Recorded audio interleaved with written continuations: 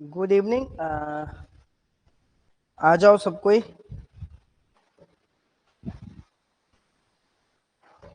आज स्टार्ट थोड़ा अलग कुछ होने वाला है, क्योंकि हम लोग अपना जो समाधान सीरीज चलाए हुए थे, याद करो। और उस सीरीज में हम लोग एक ये भी किए हुए हैं कि हम लोग चैप्टर 1 का शॉर्ट एंड लॉन्ग क्वेश्चन किए थे, क्योंकि बहुत बच्चे का डिमांड था। एक दो नहीं, एक बात बता दे, और भी बहुत सारे लोग, इवन आज भी, इवन मेरे आने के बाद से बहुत सारे लोग ऐसे थे जो इस चीज का डिमांड कर रहे हैं कि सर चैप्टर 2 का शॉर्ट लॉन्ग एक बार बता दीजिए, क्योंकि जब हम लोग एनसीईआरटी पढ़ रहे हैं या फिर क्वेश्चन इसका बनाने का कोशिश कर रहे हैं तो थोड़ा हार्ड लग रहा है। इस कारण से इस चैप्टर में हम लोग पहले बात कर लेते हैं कि क्या कुछ है। हाँ, इसमें देखो राजा, किसान और नगर का ये चैप्टर हमारा, जिसमें हम लोग शॉर्ट एंड लॉन्ग क्वेश्चन के ऊपर बात करेंगे। याद रखना और इसको बहुत ही अच्छे तरीके से करो।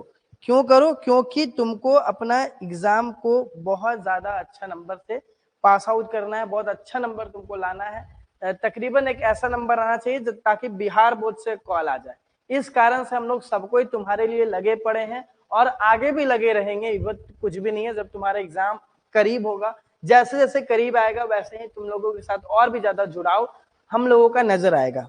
बस ये एक रीजन है कि तुम लोगों का नंबर बहुत ज्यादा अच्छा है, ताकि तुम लोग जिंदगी भर एक बार याद करो कि हाँ, कभी गए थे, एक टीचर से मिले थे, एक इंस्टीट्यूट में पढ़े थे जहाँ अच्छे तरीके से पढ़ाया गया था, जहाँ पे शिक्षा एक व्यापार नहीं था। कम से कम ये तुमको दिखाई देगा कि हम लोग एक अधिकार का पढ़ाई हासिल किए हुए हैं। ज्यादा बात को नहीं आगे करते हुए देखो, हम लोग आएंगे दूसरे चैप्टर के ऊपर, जो कि तुम्हारा नाम है राजा, किसान और नगर। इसमें हम लोग शॉर्ट और लॉन्ग क्वेश्चन, लघु और दीर्घ उत्तरीय क्वेश्चन दोनों के ऊपर बात करेंगे। तो आ जाओ अपने पहले शॉर्ट क्वेश्चन के ऊपर बात करते हैं, शॉर्ट टाइप्स क्वेश्चन, लघु उत्तरीय प्रश्न के ऊपर सबसे पहले हम लोग बात करेंगे। पहला क्वेश्चन तुमको दिख रहा होगा कि वाई इज जेम्स प्रीशेप, ऊपर कर लेते हैं, why is James Prinsep contribution considered as a historical development in Indian epigraphy। James Prinsep के योगदान को भारतीय पुरातत्व शास्त्र में ऐतिहासिक विकास क्यों माना जाता है?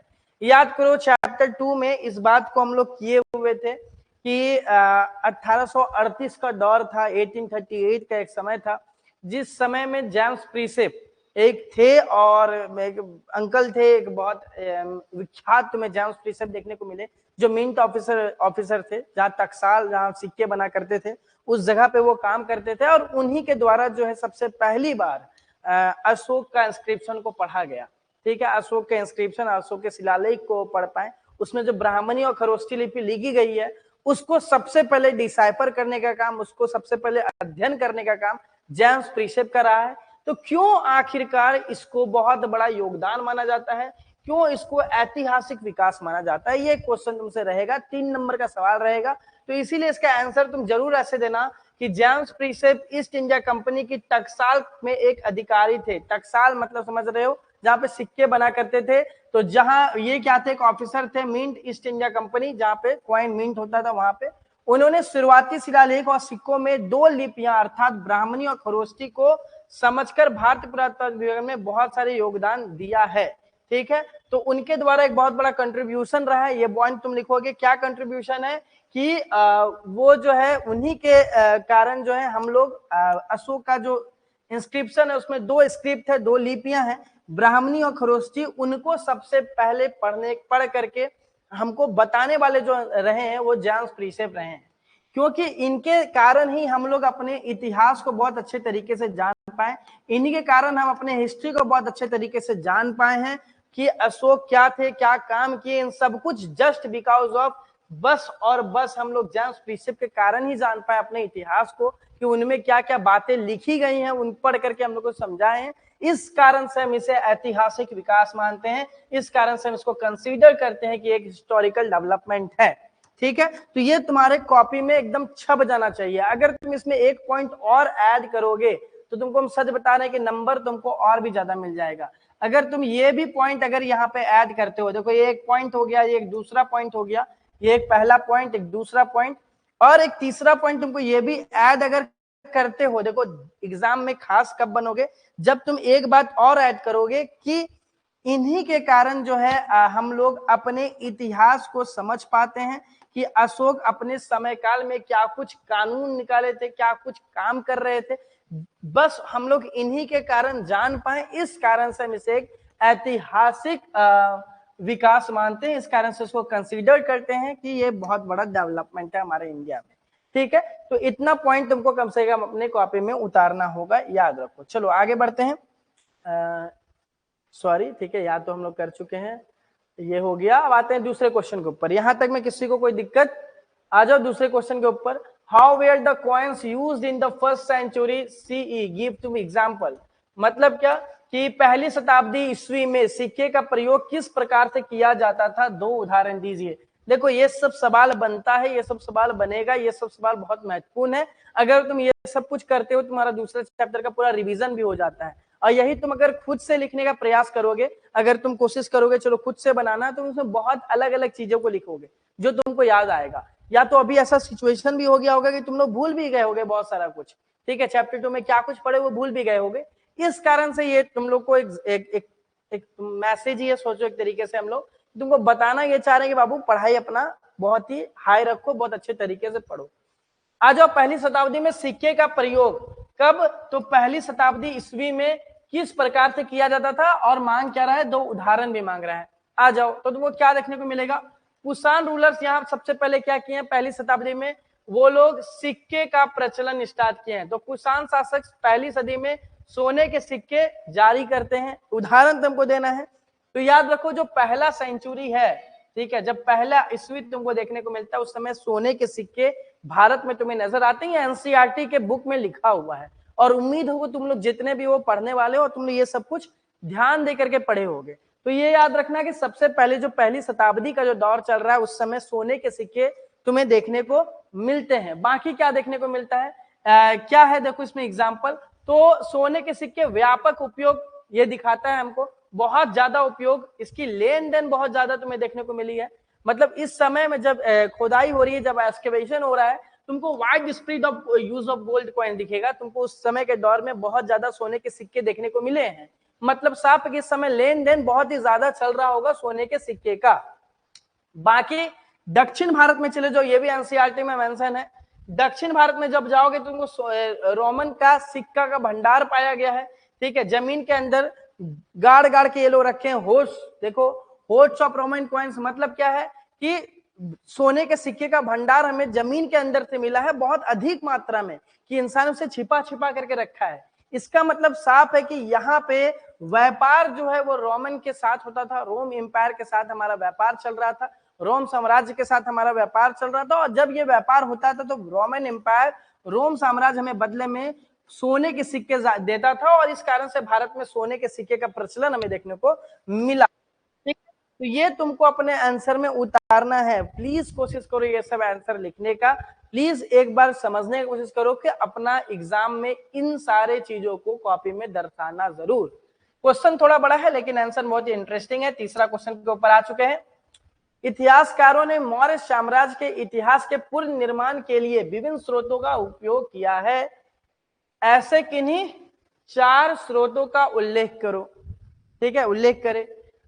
इंग्लिश में जब historians have used a variety of sources to reconstruct the history of Mauryan empire state any four. ठीक है, मतलब क्या है कि मौर्य साम्राज्य जब तुम पढ़ रहे थे तो मौर्य साम्राज्य जो चैप्टर 2 है उसको लिखने में इतिहासकार ने किन स्रोतों का इस्तेमाल किया है। स्रोत मतलब समझ रहे हो, जिस कारण से तुम उस चैप्टर को पढ़ पा रहे हो, क्या कैसे वो उस चैप्टर को पूरा पूरी बना पाए, उनके पास क्या स्रोत था। तुम्हें किन्हीं चार स्रोतों के बारे में लिखना है। चलो, तो तुमको क्या देखने को मिलेगा, हिस्टोरियंस बहुत सारे स्रोतों का इस्तेमाल किए हैं। कैसा कैसा? पहला में तुम किसके बारे में लिखोगे? पहला में लिखोगे कि जब पुरातत्व उत्खनन हुआ तो हमें क्या देखने को मिली, वहां पे बहुत सारी मूर्तियां देखने को मिली। ठीक है, बहुत सारी स्कल्पचर देखने को मिले हैं, बहुत सारी मूर्तियां देखने को मिली है। ये भी एक स्रोत है या नहीं है? स्रोत हमारे लिए मूर्तियां होगी या नहीं होगी, स्कल्पचर होगा या नहीं होगा।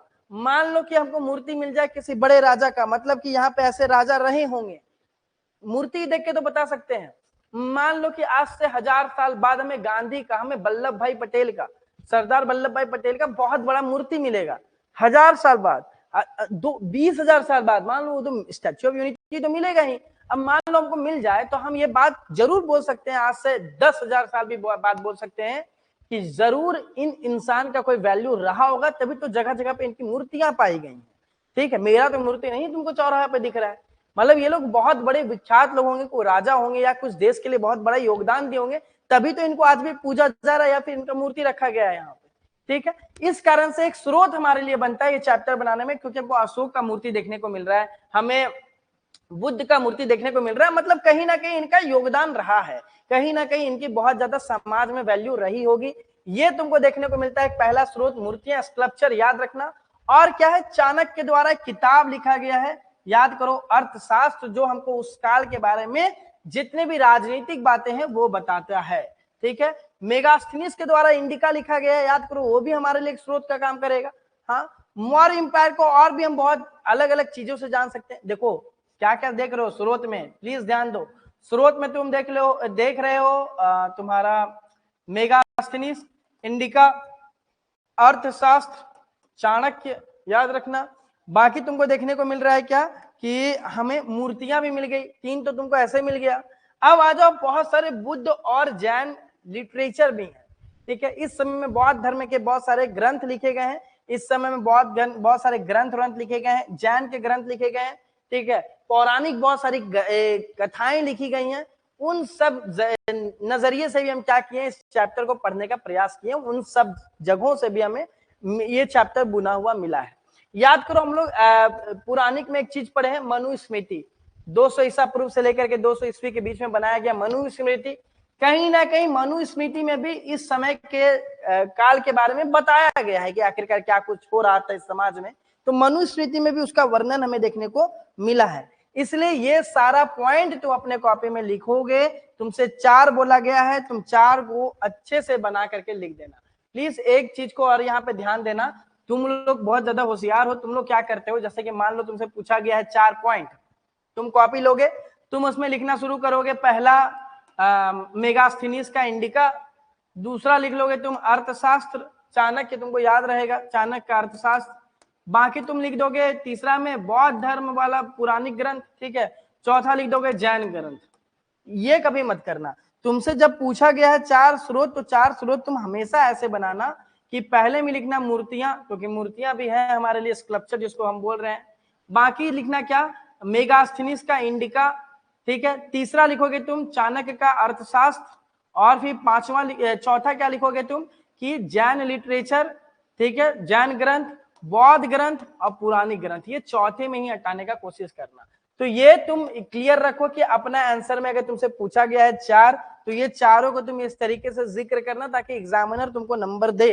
ठीक है, एग्जामिनर को पढ़ाने का कोशिश मत कर लेना, वो पढ़ करके वहां पहुंचा हुआ है। अगर तुम उसको घुमा घुमा करके जो बताने लग जाते हो कि ऐसा भी हो सकता है, ये भी कर देंगे, वो भी कर देंगे, ये होगा वो होगा, ये कभी मत करना। ऐसा गलती कभी भी एग्जाम में जाकर के नहीं रिपीट करना। एग्जामिनर पढ़ा हुआ है, इसलिए उसको पॉइंट बाय पॉइंट आंसर देते चलना, उसको पैराग्राफ बाय क्योंकि इसीलिए कहेंगे कि ऐसा होता है, एक और शब्द में कह देते हैं कि ठीक है जैसा कि हमने पहले कहा है वैसा भी कहना चाह रहा हूं, ये सब काम कभी मत करना।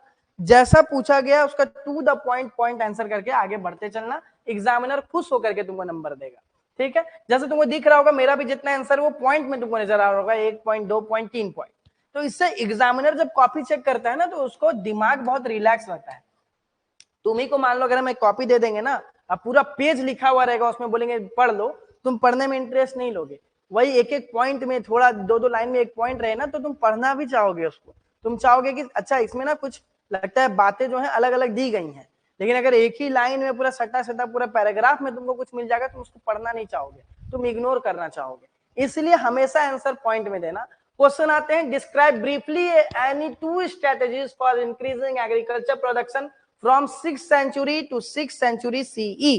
मतलब क्या है, मतलब है 6वीं शताब्दी ईसा पूर्व में से 6वीं शताब्दी ईस्वी तक कृषि उत्पादन बढ़ाने के लिए किन्हीं 2 रणनीतियों का संक्षिप्त में वर्णन करे। पढ़ा हुआ सवाल है, उम्मीद है कि जितने भी लोग होंगे उसको समझ में भी आ रहा होगा कि क्या ये सवाल को कहना चाह रहा है। तुमको पूरा एनसीईआरटी का एकदम साफ उठा करके सवाल तुमसे पूछा गया है। अब देखो इसमें क्या है, 6वीं शताब्दी ईसा पूर्व से लेकर 6वीं शताब्दी तक में बहुत सारे जो तुम्हारा स्टेप्स लिए गए हैं, बहुत सारे कानून बनाए गए हैं, बहुत सारी रणनीतियां अपनाई गई हैं ताकि तुम्हारा एग्रीकल्चर बढ़ जाए, कृषि बढ़ जाए। क्या क्या कारण है तुमको दो कम से कम बताना है। तो तुमको क्या देखने को मिलता है कि इस समय में आते आते, ठीक है, 6वीं शताब्दी तक आते आते तुम्हें नजर आएगा कि यहाँ पे एग्रीकल्चर प्रोडक्शन बढ़ा है, और इसके लिए बहुत सारे स्ट्रैटेजीज अपनाए गए हैं, बहुत सारी रणनीतियां अपनाई गई है कि 6वीं शताब्दी ईसा पूर्व से लेकर 6वीं शताब्दी ईस्वी तक में उत्पादन बढ़े, कृषि उत्पादन बढ़े, एग्रीकल्चर प्रोडक्शन बढ़े। इसके लिए बहुत सारा नियम निकाला गया है, तुमसे पूछा गया है दो, तो सबसे पहला तुम क्या लिखोगे कि जो पहले हल हुआ करता था वो लकड़ी का बना होता था, लेकिन अब उसमें लोहे की नोक लगाई जाने लगी। ठीक है, लोहे के हल तुम्हें इस्तेमाल होते हुए नजर आते हैं, क्योंकि अब लोहे के हल हैं, इस कारण से जो तुम्हारे खेत में अगर लोहे का हल का इस्तेमाल किया जाएगा तो वो लोहा जो है वो बहुत ही अंदर तक जाएगा मिट्टी के, जिस कारण से उत्पादन और भी अधिक मात्रा में तुमको होता हुआ नजर आएगा। तो याद रखना कि इस समय में शिफ्ट टू प्लग एग्रीकल्चर, जिसमें कि प्लग कैसा यूज हो रहा है, तो वो आयरन का यूज हो रहा है। इस कारण से यहाँ पे क्या होने लग गया कि तुम्हारा एग्रीकल्चर बढ़ चुका है। ठीक है, दूसरा चीज तुमको क्या लिखना है कि उत्पादन में बढ़ाने के लिए लोग क्या करने लगे, ये लोग खेतों में सिंचाई की व्यवस्था इस्तेमाल किए, खेतों में बहुत सारी ये लोग सिंचाई की व्यवस्था बढ़ाएं, बहुत सारे राजा के द्वारा कुआं बनाया गया, तालाब बनाया गया, नहर का भी निर्माण कराया गया, नहर का मरम्मत कराया गया। तो ये सब कुछ तुमको देखने को मिलता है कि ये लोग टैंक, वेल, केनाल, ये सब चीज राजा खुद बना रहे हैं ताकि लोग कृषि करें। याद करो तुम्हारे एनसीईआरटी में दिया गया है रुद्र दमन, सुदर्शन झील, सुदर्शन लेक के बारे में बताया गया कि वो मरम्मत कराया बिना किसी से पैसा लिए, ना किसी इंसान से 1 रुपया लिया, कुछ भी नहीं किया, वो बेचारा सुदर्शन झील का मरम्मत कराया। क्यों कराया? कराने का बस एक ही उद्देश्य था कि जो भी हमारे किसान वर्ग हैं वो सिंचाई अच्छे तरीके से कर पाए, वो कृषि अच्छे तरीके से कर पाए। तो इस समय में तुमको ये सब रणनीतियां दिखती है कि एक राजा रणनीति बना रहा है ताकि कृषि उत्पादन बढ़ जाए, ताकि एग्रीकल्चर प्रोडक्शन बढ़ जाए। 2 बात बोला है तो 2 बात लिख दिए। पहला बात क्या लिखेंगे कि हल पहले लकड़ी का इस्तेमाल होता था, उसमें ये लोग लोहे की नोक लगाने लगे, और लोहे की नोक के कारण अब क्या होने लगा, मिट्टी के निचली सतह तक वो जाने लग गया, इस कारण से उत्पादन बढ़ गया। दूसरा पॉइंट क्या लिखोगे कि राजाओं के द्वारा, किंग्स के द्वारा बहुत सारे मेंटेनेंस काम कराए गए, बहुत सारा चीज ठीक कराया गया, बहुत सारी चीज को निर्माण कराया गया सिंचाई के लिए, इरिगेशन के लिए। क्या क्या चीज निर्माण कराए, बहुत सारे कुआं बनाए, वेल्स बनाए, बहुत सारे नहर बनाए, केनाल बनाए। इवन एक बात लिख देना, सुदर्शन लेक का मरम्मत भी कराया गया था, सुदर्शन झील का, सुदर्शन लेक का मरम्मत भी कराया गया है बिना किसी से पैसा लिए हुए। यह सब एक रणनीति है ताकि राजा चाह रहा था कि एग्रीकल्चर प्रोडक्शन बढ़ जाए। ठीक है, तो इतने बातों को जरूर अपने कॉपी में लिख के आना। इतना जो बोल रहे हैं, इतना जो तुम्हारे साथ समय स्पेंड कर रहे हैं, जो समय लग रहा है, उसका कम से कम इज्जत रख लेना कि हाँ सर आप इतना समय दिए थे, तो अपने एग्जाम में हम ये सब काम अच्छा करके आए हैं। चलो आगे बढ़ते हैं। सॉरी एक क्वेश्चन छूट गया है। हाँ ये हो गया, आगे आ जाओ। बहुत ही अच्छा क्वेश्चन है, देखो ये सब पूछा गया सवाल है, बहुत ज्यादा रिपीटेड सवाल है, याद रखना। राइट अ नोट्स ऑन अर्थशास्त्र ऑफ कौटिल्य, कौटिल्य के अर्थशास्त्र पर एक टिप्पणी लिखें। अब सीखो, यहाँ पे आंसर राइटिंग सीखो कैसे लिखा जाता है। तुमसे अगर पूछा जाएगा, तुमको एक ही लाइन याद आ रहा होगा कि अर्थशास्त्र जो है वो उसमें मौर्य काल के राजनीतिक बातों का वर्णन हमें देखने को मिलता है। खत्म, इतना में लिख के छोड़ दोगे। लेकिन नंबर है 3 नंबर का सवाल है, थोड़ा बड़ा लिखना पड़ेगा। बड़ा में क्या लिखोगे, तो कौटिल्य अर्थशास्त्र क्या है, वो एक किताब लिखे हैं।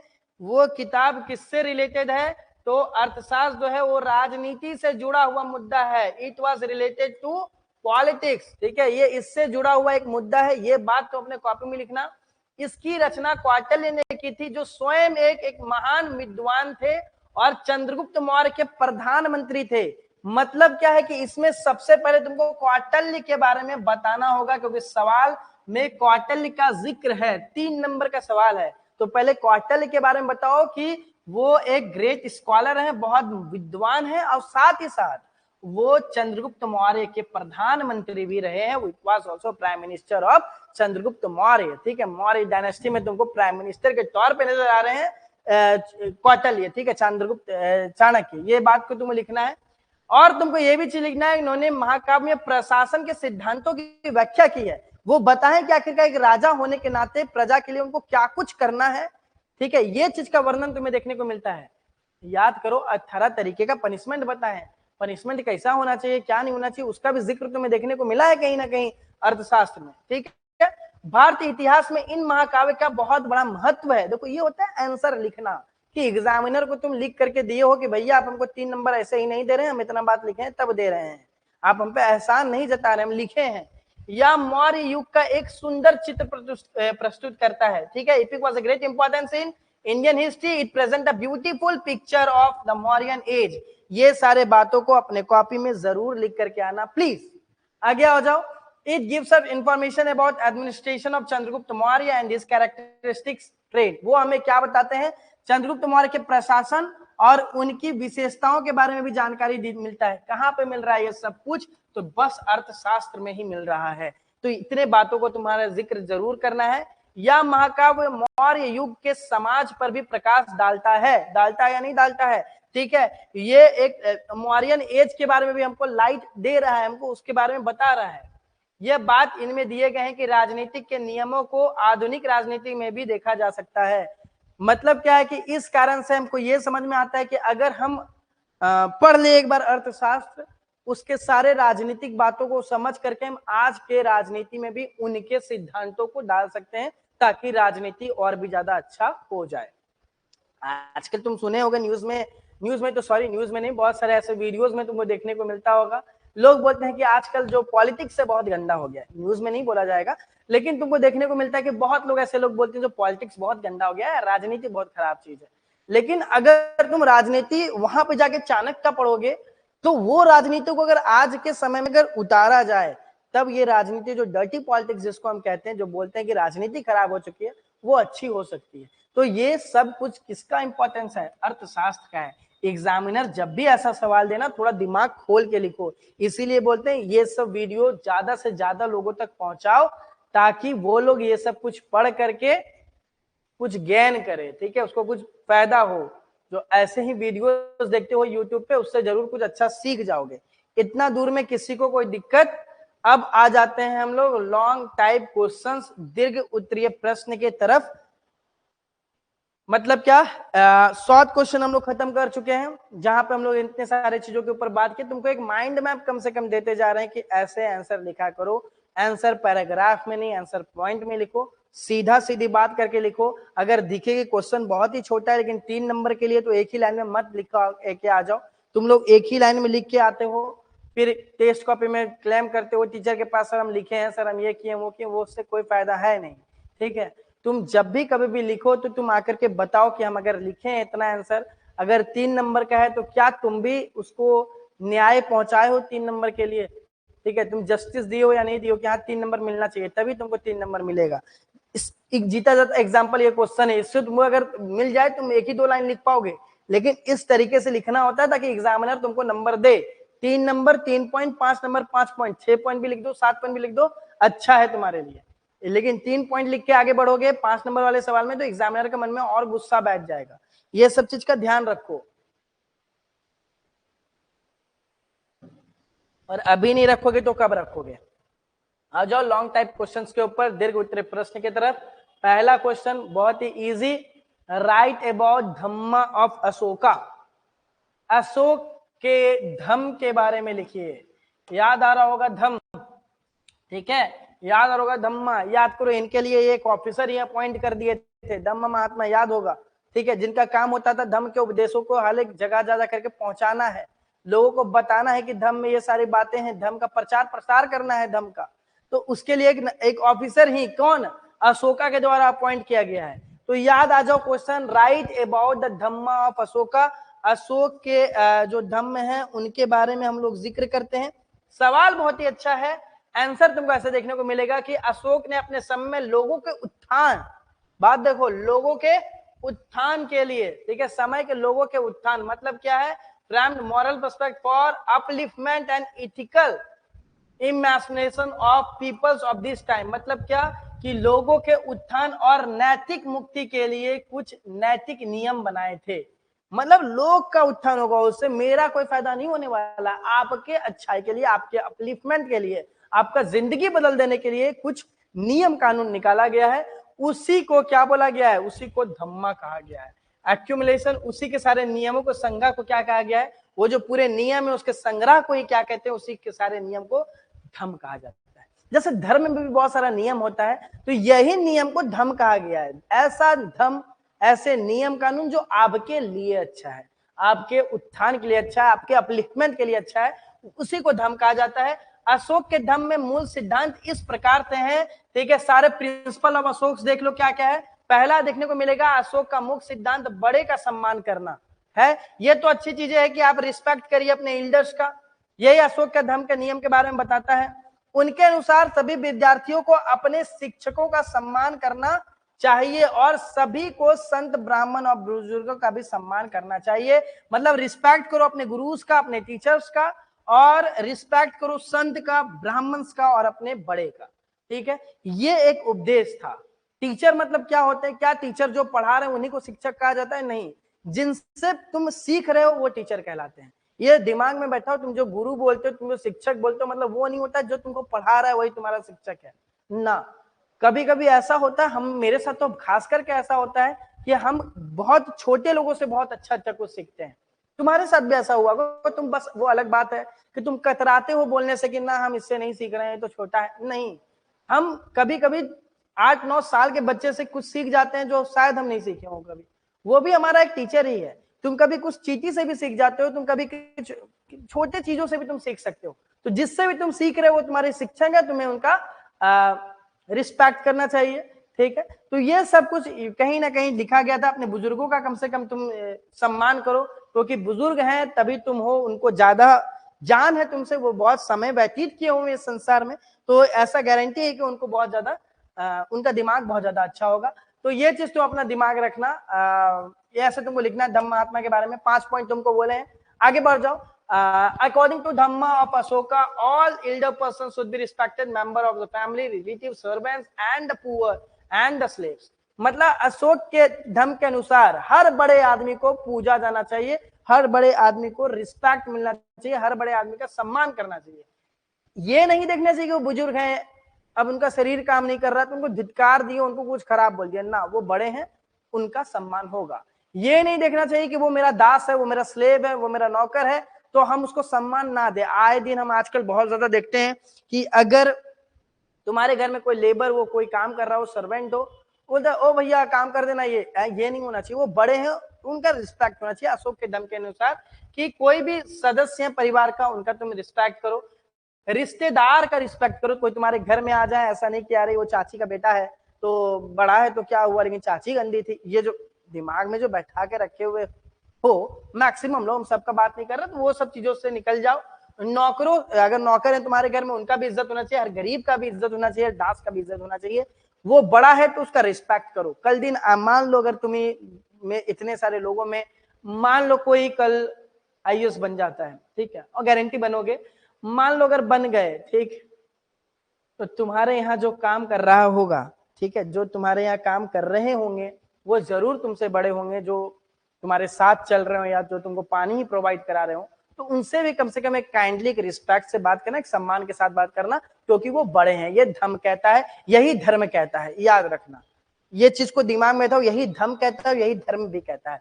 आगे बढ़ते हैं। हर किसी को अपने सभी बुरे कर्मों के लिए अगले जन्म में कड़ी परीक्षा का सामना करना पड़ता है, इसलिए सभी को पवित्र कर्म करने चाहिए। इवन तुम हर धर्म में आओगे ना, अगर हर रिलीजन में भी आओगे, तुमको यही सब ज्ञान देखने को मिलता है, और कोई अलग बात नहीं कर रहा है, सब ऐसा ही बात कर रहा है कि तुम्हें हमेशा बर्थ जो भी तुम अपने इस जन्म में पाप कर लोगे, तुमको अगला जन्म से झेलना होगा। ये सिद्धांत, एक डराने का एक बात किया गया है, ताकि तुम इस जन्म में क्या करो, हमेशा अच्छा कर्म ही करो, ठीक है, अच्छा काम किया करो, अच्छा डीड्स करो, ये भी बात लिखा गया है। बाकी देखो, अहिंसा अशोक के धर्म का मुख्य सिद्धांत था। अगर तुमको रहना है इस जिंदगी में तो नॉन वायलेंस का काम करो, वायलेंस मत फैलाओ, ठीक है, वायलेंस वायलेंस वायलेंस मत करो, तुम नॉन वायलेंस, तुम हमेशा एक दिमाग में बैठाओ कि तुमको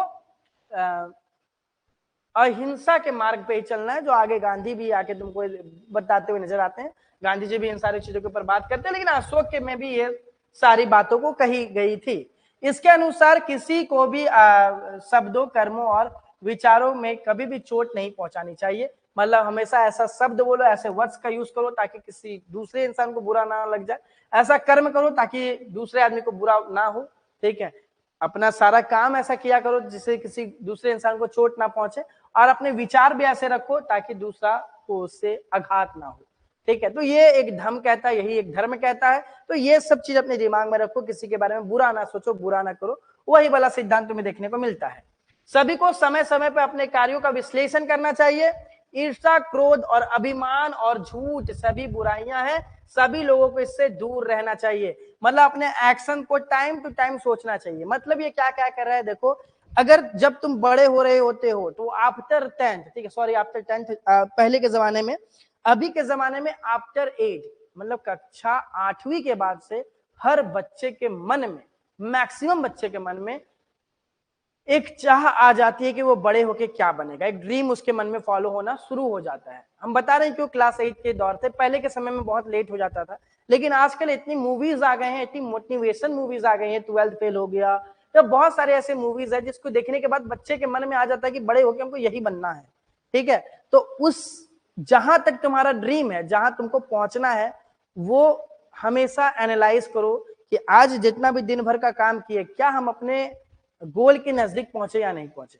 तो अपने आप के अंदर जरूर झांको। दूसरे के घर में जो झांकते हो कि क्या कर रही है आंटी, क्या कर रहे हैं अंकल, क्या कर रहे हैं भैया, क्या कर रहे हैं दीदी, वो सब चीज खत्म करो। क्या कर रहा है मेरा दोस्त, ये सब चीज खत्म करके सबसे पहले अपने अंदर झांको कि तुम कितने सही हो और क्या काम तुम सही से कर पा रहे हो या नहीं कर पा रहे हो, कहाँ तुम्हारा खराबी हो, सब चीजों के ऊपर सुधार करो। बाकी गुस्सा उस्सा ईर्ष्या वगैरह मत करो, किसी से जलो मत, किसी से गुस्सा मत करो, अपने पे ज्यादा प्राउड भी फील मत करो, बस अपने काम को निरंतर करते चलो। यही सब बात धम्म में लिखा गया था। कितनी अच्छी बातें लिखी गई थी जो हमें आज भी फॉलो करनी चाहिए। अगर आज भी अशोक होते तो वो जरूर धम्म महात्मा को रखते और लोगों को जा जाके प्रचार प्रसार कराते कि लोगों के मन में ये सब कुछ आना चाहिए, लेकिन नहीं आ पा रहा है। लोग अभी भी अलग अलग जगह में ही जाके काम कर रहे हैं, ठीक है। पढ़ना है 12th में तो देख रहे हैं यूट्यूब में भी कुछ पढ़ाई का चीज इतना सारा तुम्हारे खुद के चैनल में पड़ा हुआ है, इंग्लिश का, ज्योग्राफी का, पॉलिटिकल साइंस का, इतना सारा सीरीज, इतना सारा एमसीक्यू, उसको नहीं ध्यान दोगे, उसमें बहुत नंबर, बहुत कम व्यूज रहेगा। और तुम लोग अगर वीडियो डाल दिया जाए कि तैमूर क्या कर रहा है, करीना का बेटा तैमूर क्या कर रहा है वो देखिए, तो उस पर ज्यादा व्यूज आने लग जाएगा। तो इसलिए अपने कर्म के ऊपर कम से कम ध्यान दो कि हम 12th में है तो अपने पढ़ाई के ऊपर ज्यादा ध्यान दें, तो बस पढ़ाई वाले चीजों को ही देखो। ये सब काम कम से कम अपने दिमाग में रखो। Describe the salient features of Mahajanapada, ठीक है। महाजनपद की प्रमुख विशेषताओं का वर्णन करें। साइलेंट फीचर्स महाजनपद के बारे में बहुत ही अच्छा क्वेश्चन है। ये सब कम से कम अपने आंसर में अच्छे से लिखना। क्या देखने को मिलता है महाजनपद में, तुमको कुछ कुछ महाजनपद का पहले नाम लिख देना है, कितने सारे महाजनपद हैं, ठीक है। याद करो, पंचाल, गंधार, अवंती, मगध, कौशल, कुरु, बज्जी, ये सब तुम्हें देखने को मिले हैं। अधिकांश महाजनपद में राजाओं का शासक था, मतलब it was ruled by king, ठीक है। ये राजाओं के द्वारा शासित देश होता था अधिकतर, लेकिन बहुत से ऐसे तुम्हारे हैं जहां पे राजा नहीं रह करके वहां ऑलिगैर्जीज है, वहां संघ तुम्हें देखने को मिला है, ठीक है। ऑलिगैर्जीज और संघ नजर आता है तुम्हें, ठीक है। कुलीन तंत्र नजर आता है, कहीं तुम्हें संघ भी देखने को मिले हैं। संघ क्या होता है, संघ ऐसे जगहों को कहा जाएगा जहां पे राजा के पास शासन ना हो करके कुछ लोगों, कुछ समूह के पास शासन होगा, ग्रुप ऑफ मेंबर्स जहां पे रूल कर रहे होंगे। इट वॉज नॉट से only decision taken by one people, it was taken by group of people, जहां नंबर ऑफ लोग बैठे होंगे, ग्रुप होगी, एक समूह होगा, वो लोग डिसीजन लेंगे। उस तरह के भी महाजनपद तुम्हें देखने को मिले हैं। तो ये चीज तुम लिखना अपने सबसे पहले से। बज्जी वज्जी तुम्हें देखने को मिला है जहां राजा नहीं होते थे, जहां पे एक समूह होता था, वो पूरा समूह मिलकर के उस पर पूरा पूरी शासन कर रहा होता था। तो अधिकांश महाजनपद में तुमको मैक्सिमम महाजनपद ऐसे मिलेंगे जहां पे कंट्रोल बाय किंग है, जहां पे राजा शासन कर रहा है। लेकिन बहुत से ऐसे महाजनपद भी मिलेंगे जहां पे राजा शासन नहीं कर रहा है, वहां पे ग्रुप ऑफ पीपल्स है, वहां एक संघ है, ठीक है, वो लोग मिलकर शासन कर रहे हैं। ये पॉइंट को तुमने कॉपी में लिखना है। बाकी तुमको लिखना है हर महाजनपद के कैपिटल हुआ करते थे। Each and every Mahajanapada have capital city, ठीक है। और वो सब कुछ को फोर्टिफाई कराया जाता था, सब किला बंद होते थे किलाबंद क्यों होता था, इस चीज का भी जिक्र कर देना, ताकि लोगों को डर ये भय रहता था कि हमारे महाजनपद में कोई हमला ना कर दे, इसलिए उसका फोर्टिफिकेशन करते थे, उसको किला बंद करते थे। इस बातों को लिखना, ठीक है। बाकी ब्राह्मण्स के द्वारा किताब लिखा गया धर्मसूत्र, याद रखना धर्मशास्त्र या धर्मसूत्र। इसमें इन सारी चीजों को भी बताया गया है कि राजा को क्या कुछ करना है, राजा के सारे कामों को कहीं ना कहीं दर्शाया गया है इसमें धर्मसूत्र में। तो इस बातों को तुम जरूर मेंशन करना। राजा क्या करते थे इस समय में, टैक्स भी लिया करते थे, और राजा कौन बनेगा, वो क्षेत्र ही बनेंगे। इस बात का भी कहीं ना कहीं तुम्हें जिक्र देखने को मिलता है धर्मशास्त्र में। तो ये सब बात अपने किताबों में लिख देना, अपने आंसर में लिख देना। और राजा ये भी बोला था कि हम टैक्स वगैरह लेंगे, और टैक्स को क्या करता था, ये लोगों तक पहुंचाता भी था, उसके उत्थान का काम भी राजा किया करता था। हम बार बार बता दें, याद करो, सुदर्शन झील का मरम्मत कराया गया, जिसमें पैसा नहीं लिया गया मरम्मत कराने में। क्यों नहीं लिया गया, क्योंकि ये कर का सही जगह इस्तेमाल किया करते थे। तो ये सारे बातों का अपने कॉपी में आंसर में जिक्र करना। राजा दूसरे देशों में जाके क्या करते थे, हमला भी करते थे पड़ोसी राज्यों में जाकर के, और वो जो हमला करके आते थे, जो जीत करके आते थे, वो अपने लोगों में देते भी थे, बांटते भी थे वो पैसे को। ये भी चीज तुम कम से कम अपने कॉपी में लिखते रहना कि वो अपने जितने भी पैसे होते थे वो लोगों में डिवाइड करते थे, लोगों को बांटा करते थे। साथ ही साथ वो अपने यहाँ स्टैंडिंग आर्मीज भी खड़ा रखते थे, वो आर्मी जो हमारे महाजनपद के लिए काम करेगी। तो राजा के ये सब काम होता था, ये सब कुछ अपने कॉपी में लिख लेना। दूसरे क्वेश्चन पे आते हैं, list some problems faced by epigraphist. जो तुम्हारे पुरातत्विक विभाग के लोग हैं, जब वो कभी भी कोई अभिलेख को पढ़ते हैं, तुम्हें उन्हें बहुत सारी दिक्कतों का सामना करना पड़ता है। तो क्या क्या दिक्कतें का सामना करना पड़ता है वो तुम्हें यहाँ पे लिखना है। याद करो, बहुत सारे शिलालेख, बहुत सारे अभिलेख, बहुत सारे इंस्क्रिप्शन तुम्हें देखने को मिले हैं जो टूट चुके हैं, ठीक है। क्योंकि अब इसको कोई आदमी आके पढ़ रहा है, एपिग्राफिस्ट आके पढ़ रहे हैं, तो उनको पढ़ने में बहुत सारा दिक्कत नजर आएगा। क्यों, क्योंकि कहीं कहीं पे टूटा हुआ है, कहीं पे लेटर मिसिंग है, तो उस लेटर में क्या लिखा गया क्या नहीं वो समझ में नहीं आता है। इस कारण से तुम्हें क्या देखना है कि कहीं कहीं पे लेटर्स क्या है, खराब हो चुके हैं, कहीं कहीं पे जो अक्षर है वो बहुत ही धुंधले हो चुके हैं, कहीं पे समय बहुत ज्यादा पुराना हो गया है, क्या लिखा गया वो दिखाई नहीं पड़ रहा है। तो ये सब खराबी तुम्हें देखने को मिलती है। कहीं कहीं पे लेटर्स मिसिंग है, कहीं कहीं पे तुम्हें देखने को मिला है कि शिलालेख क्षतिग्रस्त हो गए हैं, अक्षर क्या लिखा हुआ वो मिटा हुआ है। तो इस सब तुमको प्रॉब्लम देखने को मिलते हैं कि एक जो अभिलेख जो पढ़ रहा है उसको ये सब प्रॉब्लम्स नजर आता है, ठीक है। तो ये अपने कॉपी में लिखना है। और बाकी एक चीज और तुमको लिखना है कि जब कभी भी कोई अभिलेख लिख रहा होगा, ठीक है, मान के चलो कोई एक एपिग्राफिस्ट है वो लिख रहे होंगे, जैसे कि मान लो एक राजा ही अपना एक इंस्क्रिप्शन लिख रहे हैं, हम ही एक राजा हैं, तो क्या हम सब बात सच लिखेंगे? जरूरी नहीं है। हमको कोई राजा आके हराया है तो वो बात हम अपने शिलालेख में नहीं लिखेंगे, तो इतिहास अधूरा हो जाएगा। ये भी एक प्रॉब्लम है, समझो। क्या जितना बात अभिलेख में लिखा गया वो सब सत्य होगा? ये भी जरूरी नहीं है। राजा अपने आप को बढ़ा चढ़ा करके भी कहीं ना कहीं बताया होगा।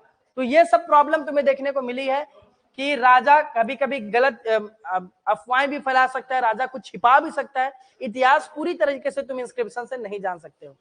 बाकी एक प्रॉब्लम और क्या लिख सकते हो तुम, ये भी एक प्रॉब्लम लिख सकते हो कि इस समय में जितने भी लोग हैं इंस्क्रिप्शन लिखेंगे उससे बस हम राजनीतिक बातों को जान सकते हैं, लेकिन सामाजिक बात को नहीं जान सकते हैं, आर्थिक बात को नहीं जान सकते अच्छे तरीके से, बस राजनीतिक बात को जान सकते हैं, राजाओं का बात को जान सकते हैं, राजाओं के वंशज को जान सकते हैं, लेकिन समाज में क्या कुछ चल रहा था वो चीज हम लोग नहीं जान सकते हैं। तो ये सब बात तुम कम से कम अपने एग्जाम में लिख सकते हो ताकि तुमको एक नंबर मिल जाए। हमें निरंतर कृषि हुआ है या नहीं हुआ, ये सब का प्रमाण कहीं भी हमको शिलालेखों में नहीं नजर आता है। Discuss the man features of Mauryan administration, Maurya प्रशासन की विशेषताओं के बारे में बताएं, और अशोक के शिलालेख का स्पष्ट रूप अपने अध्ययन करें। शिलालेख, मौर्य एडमिनिस्ट्रेशन, मौर्य प्रशासन, याद रखो ये जो मौर्य एडमिनिस्ट्रेशन है, मौर्य प्रशासन, ये तुम्हारे क्लास 12th के लिए नहीं बल्कि कंपटीशन में जाओगे तभी टाइम भी पूछा जाएगा, यूपीएससी का मेंस में भी तुमसे ये सवाल पूछा जाएगा, बहुत इंपॉर्टेंट है ये सवाल। तुम याद रखना कि इसमें एक राजधानी नहीं होती थी बल्कि साथ साथ 5 प्रमुख राजनीतिक केंद्र भी होते थे इसके, याद करो। एक राजधानी खुद होता था, तक्षशिला होता था, उज्जैनी होता था, तोसली होता था, स्वर्णगिरी होता था। अब इन सब के बारे में तुमको बताना है कि पाटलिपुत्र क्यों, क्योंकि यहाँ पे संचार बहुत अच्छे तरीके से हो रहा था, कम्युनिकेशन अच्छे तरीके से हो रहा था। तक्षशिला उज्जैनी क्यों, ट्रेड के लिए, याद करो, व्यापार के लिए। और तोसली क्यों? व्यापार, लंबे देशों में जाएंगे, उड़ीसा उड़ीसा व्यापार करने के लिए। स्वर्णगिरी क्यों? क्योंकि वहां पे गोल्ड माइंस है, सोने की खदान तुम्हें देखने को मिली है। तो ये सब कुछ तुम्हें अपने कॉपी में लिखना है। तुम्हारा जो ये प्रशासन था वो सिर्फ एक ही आदमी के मतलब एक ही जगह पे नहीं केंद्रित होके 4-5 जगह तुम्हें ये देखने को मिला है। कम्युनिकेशन संचार प्रणाली जो है भूमि नदी दोनों मार्गों से हुआ करता था। ठीक है, यहाँ तुम्हें देखने को मिलेगा कि यहाँ पे जो भी व्यापार हो रहा है वो सिर्फ समुद्री मार्ग से नहीं बल्कि जमीनी मार्ग भी तुम्हें देखने को मिले हैं, लैंड रूट्स भी देखने को मिली है, रिवर लाइन भी देखने को मिली है। ठीक है, दूसरा बात समझो क्या कि जब ये कभी भी होगा, ये जब व्यापार होगा एक जगह से दूसरी जगह में, तो इस व्यापार करने के क्रम में बहुत लंबा समय लगेगा। मान के चलो हम स्वर्णगिरी से श्रीलंका लेके जा रहे हैं, इंडोनेशिया लेके जा रहे हैं व्यापार, रोमन एम्पायर लेके जा रहे हैं, रोम साम्राज्य लेके जा रहे हैं, तो समय बहुत ज्यादा लग जाएगा एक जगह से दूसरी जगह जाने में। तो इसमें लंबे समय लगते थे और बीच रास्ता में यह भी डर रहता था समुद्र में कोई समुद्री डाकू आके सामान ना लूट ले, रास्ते में कोई डाकू आकर के लुटेरा के मेरा सामान ना लूट ले। इसके लिए राजा यहाँ पे पैसा वैसा भी खर्च किया करता था। बहुत सारे ये लोग मिलिट्री ऑफिसर भी लगाया करते थे, आर्मी भी रखा करते थे, उनको भी पैसा दिया करते थे, स्टैंडिंग आर्मी होती थी। ठीक है, इनके पास सेना होती थी, बकायदा सेना रखते थे जो इन सारी चीजों पे काम किया करते थे। तो ये सब कुछ तुम अपने आंसर में लिखोगे। बाकी एक सबसे इंपॉर्टेंट बात कि ये अपने लिए 6 कमेटी बनाए हुए हैं, सब कमेटी। पहला का काम क्या है, दूसरा का काम क्या है, तीसरा का काम क्या है, चौथा पांचवा छठा, ये तुम्हारे लिए बहुत ज्यादा इंपॉर्टेंट है। ये अपने दिमाग में एकदम रख लो, अपने दिमाग में बैठा लो, अपने आप में पूरा पूरी समझ जाओ। तुम्हें 6 कमेटी देखने को मिली है, 6 कमेटी का काम क्या क्या है, उसमें मैच द कॉलम भी आएगा, तो उसको पूरा पूरी दिमाग में बैठाओ। ठीक है, ये पूरा पूरी अपने चैप्टर में कर लेना। यहीं तक तुम्हारा हम इस क्लास को रखेंगे, बाकी आगे ऐसे ही पढ़ते चलो। हम लोग अब चैप्टर 3 का लेकर के आएंगे कुछ समय के बाद ही, और उसके बाद फिर एमसीक्यू भी आएगा। तो अपने पढ़ाई को यूं ही लगाए रखो और पढ़ते रहो। ठीक है, चलो तब बाय बाय।